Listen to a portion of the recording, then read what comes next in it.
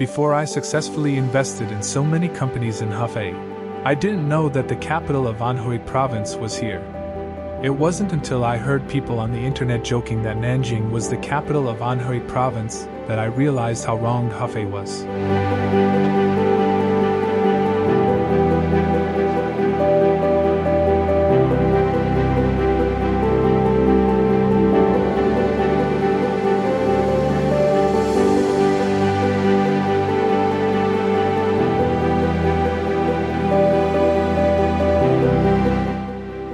When I saw these continuous high-rise buildings and wide viaducts, I suddenly realized that this is already a big city. It feels the same as I did in Nanjing, Suzhou, and Chengdu. In 2024, the population of Hefei has exceeded that of Nanjing, so this is definitely not a city that can be ignored. Of course, I know what kind of existence Hefei is. In the past 30 years, this city has been advancing rapidly at an average speed that far exceeds that of China. While other cities are still frantically opening up the real estate model, the government of Hefei seems to be able to see further. In fact, the gambling-style urban development that many people see is just the reason behind it that ordinary people cannot see. This is far more inspiring than other cities in China, because if you don't have this kind of striving will, how can you have a longer-term vision? People on the internet always say that Hefei is a boring city. Before I came here, I also thought that Hefei was full of manufacturing factories and high-rise buildings. But Hefei has indeed changed my prejudice. Many Chinese people will ignore this place because of the name Hefei. Of course, I also know that this name has a history of thousands of years. But the name Hefei, compared with the place names in other parts of the country, seems a bit casual and perfunctory. Ancient China divided the region into 9 states, and then followed this method to name the various places. In this way, many place names in China have cultural and historical significance. Suzhou and Hangzhou are not to be mentioned. The name itself carries a certain artistic conception. Even a small area in the western regions will have a direct and practical place name like Guazhou, but Hefei only has geographical significance. In fact, the meaning itself is not that important, but as long as people mention Hefei, it seems that they can't understand what history and interesting places there are here, and even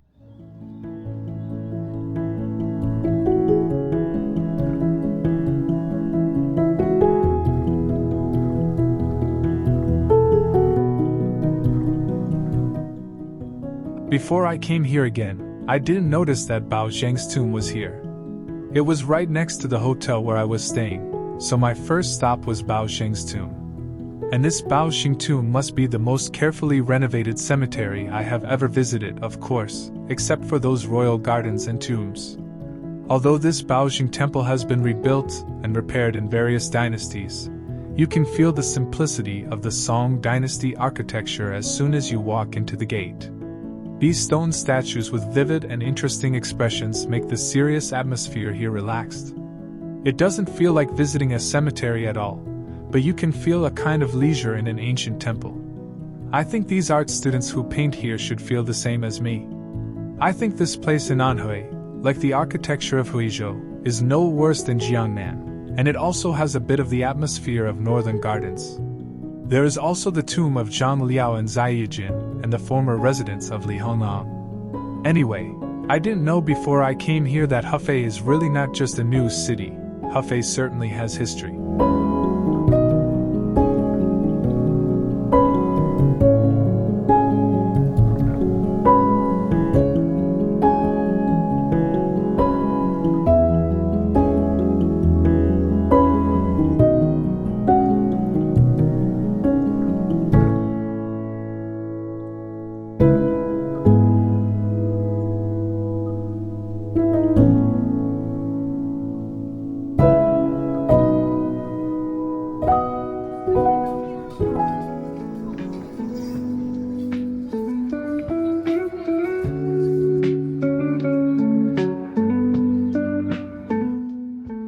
Cultural and creative parks have become standard for all new first-tier cities. It seems that if there is no such place, the city's appeal to young people will be greatly reduced. Even if we only talk about the history of Hefei 1972, It is a very interesting thing. It was founded in 1954. It was transformed from a brick and tile factory to a diesel engine factory, and then to a prison, and finally became what it is now. Walking here is indeed very similar to the feeling of my first visit to Beijing 798. However, after walking around, I didn't see many exhibitions, but I saw a lot of shops. However, I don't think they said at the beginning that they are art districts, focusing on cultural and creative industries. Too much emphasis on art, I guess I will go hungry. Until I entered the Hefei Home Appliance Storing Museum, it became interesting. It reproduces an old commercial street of the Republic of China, and it is huge in scale. I think the person who designed this place really understands young people. Now nostalgic culture is in vogue. This street is simply a must-visit holy place for girls who love taking pictures or married partners, and it can also drive consumption, by the way. Even if you just stroll around here, the feeling is quite unique, and there is also this little train, which can make children happy for a while. Finally, I will give an evaluation of this prison, which is very understanding of user needs.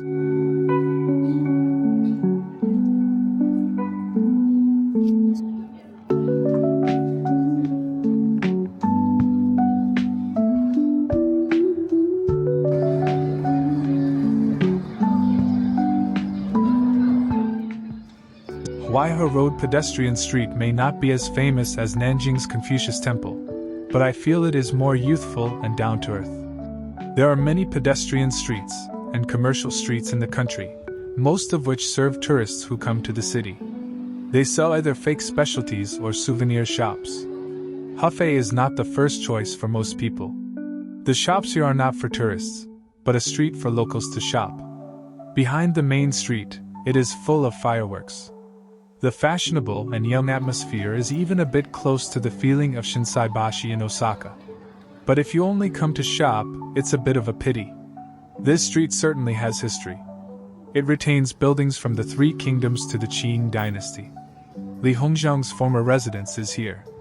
This road has become a must-visit place in Hefei.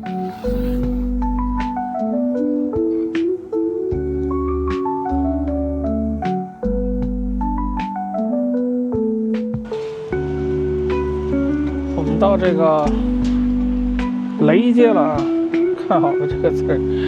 哎呀，你这么写我就必须记住。It's not just this pedestrian street that is down to earth. Almost everywhere you can visit in Hefei, I feel that there are more locals than tourists. The name of Hefei Lei Street comes from the ancient bronze wine vessel, Lei, and is combined with the local drinking custom of Hefei Zilizi, that is, using a large cup, a vessel similar to Lei, to hold wine. This custom reflects the generous and sincere hospitality of Hefei people.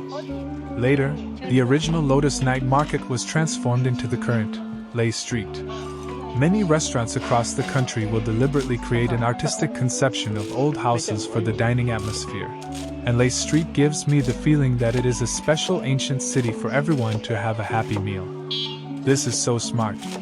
This street will become a lively ancient city in a few decades. And those places that were defined as ancient cities at the beginning may become relics of civilization in a few decades. I heard that this street has a second phase, which seems to be the Taikuli in Hefei.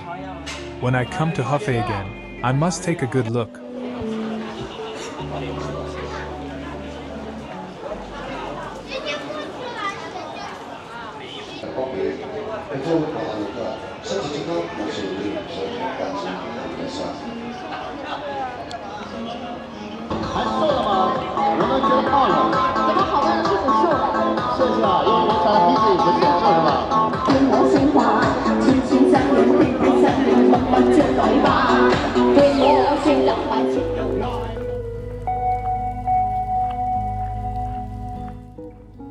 If you think that's all there is to Hefei, then I think you're overthinking.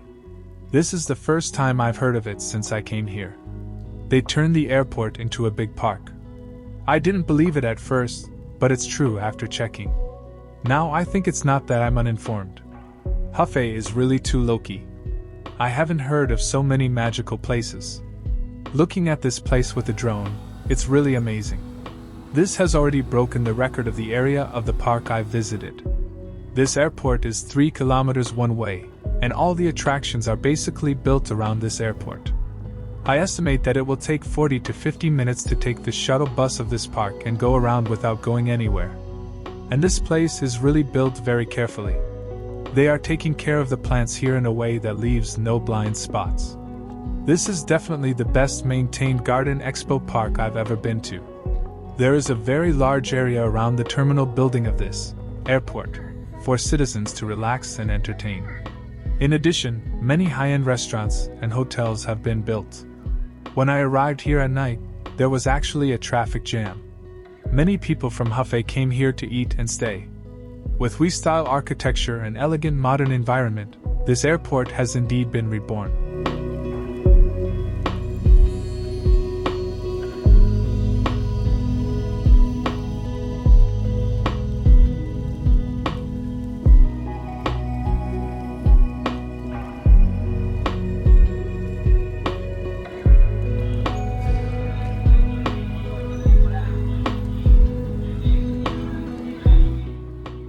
Of course, Hefei is not just about these high-end places.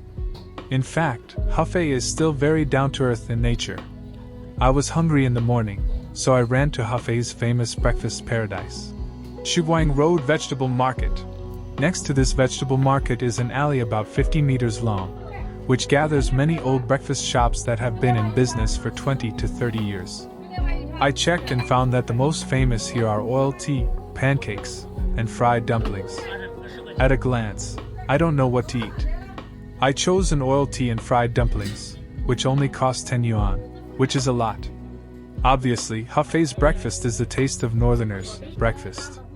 Not to mention pancakes and fried dough sticks, this oiled tea is obviously a light version of hula tang. People from the Central Plains will definitely feel very cordial when they come to Hefei.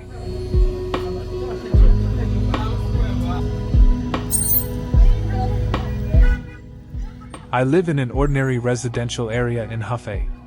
As the sky gradually darkens and people return from get-off work, the street becomes more and more lively.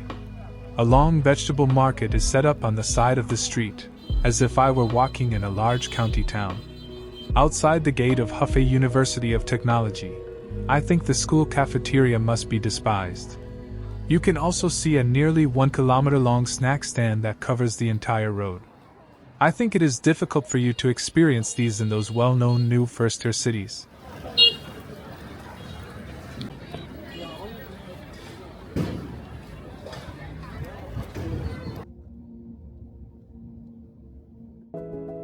If you only hear how the Hefei government is described online, how far-sighted and magical it is, then the Hefei government gives people the feeling that it is like a cold commercial investment institution, lacking in human touch. But during the few days I was in Hefei, although Hefei did not have so many historical attractions, and perhaps not so many natural landscapes, what impressed me most was that the Hefei government has been working hard to make it a livable, interesting, and lively city. Living in Hefei is not as boring as it is said on the internet. And you will not have the fast pace of other first-tier cities, not so much overtime, not so much internal competition, and the whole city will start the leisure mode at 18 o'clock in the evening. In addition, there are so many new industries gathered in Hefei, so that most people here can live and work in peace and contentment. I think this is the root of Hefei's continued rapid development. And my last stop was to visit the Anhui Museum. I was here to punch in as a routine, but when I visited the exhibition hall of Huizhou Ancient Houses, I was immediately shocked by the exhibits here. Naturally, this opened my subsequent trip to Huizhou. Regarding Huizhou, please look forward to the next issue of Amazing China.